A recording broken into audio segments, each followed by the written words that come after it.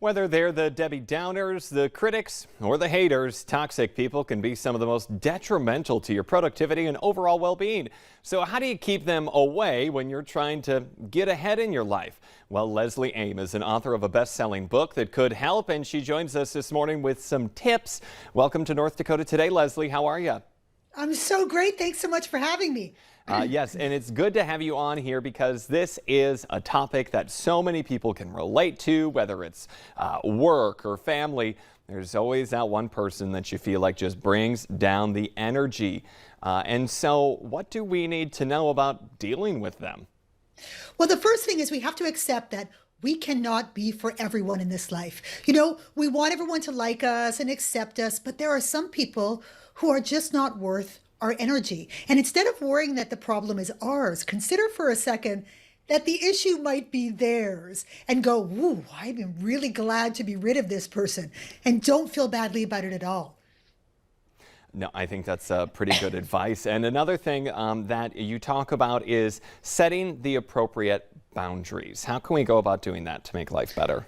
When someone is making you feel uncomfortable or upset, you have the right to put your hands up and say, "Whoa, hang on a second." This is one of the superpowers of being a big grown-up.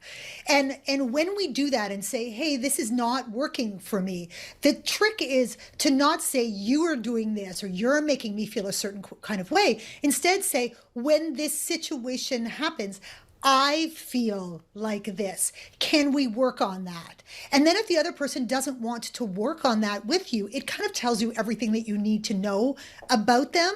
But once you take the the judgment, the accusation out of it, usually you can get to a better discussion around it. That's definitely, I love you said, let's be the big grown-ups here. I feel like more people could use that phrase in a lot of situations in their life. But let's talk about gaslighting. So first, for people who are at home who don't necessarily know what that means, can you explain what it is and then how it works in these situations or relationships? Gaslighting is when someone is constantly accusing you of being wrong or bad or so-called crazy, taking your very normal reactions and responses to their toxic behavior and trying to make it your fault or your problem in some way. And I put all of the liars, the cheaters, the bullies there, I put them all into the same category as gaslighters. And very often we get super defensive, like, "No, I didn't," and "No, I'm not," because we're being accused of something that we didn't do. But when these toxic people come at us, we have a secret weapon at our disposal, and that is facts.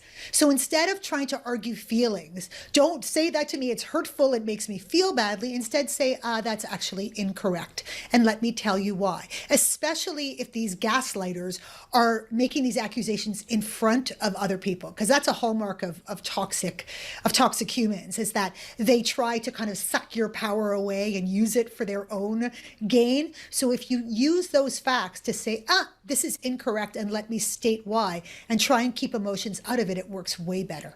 Yeah, we've always heard the phrase, misery loves company. That's what those people try to do. But then going to that, if there is someone in our lives who we don't really enjoy being around, we know that feeling when we say, "Oh, I have to have lunch with them, I have to see them at this family reunion," or whatever, that dread that just kind of sets in, that feeling in your stomach. What should a person do when they start feeling that? Listen to the voice. The voice is there for a reason. It has built up over time and based on experience. So sometimes we have trouble identifying who the toxic influences are in our life. But if that little dread voice is creeping up when you're anticipating having to be around them, it's an indicator that they have used up all of their goodwill in your life. And let me tell you, it is perfectly okay to ghost toxicity. You don't have to explain. You don't have to apologize. You can just put a big X over them and say, no more, I'm done. And so I want to get a hold of your book and read it from front to back and then be done with all of these toxic people in life. Where can people go? What's it called? How can they get a hold of it? The book is called Swagger, Unleash Everything You Are and Become Everything You Want. You can get it at all good booksellers, your Barnes & Nobles, your Amazons, and stuff like that. And you can learn more about me at leslieM.com, LESLIEEHM.com. All right, Leslie M., thank you for joining us today. Thank you so much for having me. Have a great day. You as well. Coming up on today's show, using science to help people feel better. It's just one part of how the People's Rising Academy is healing those from the inside out.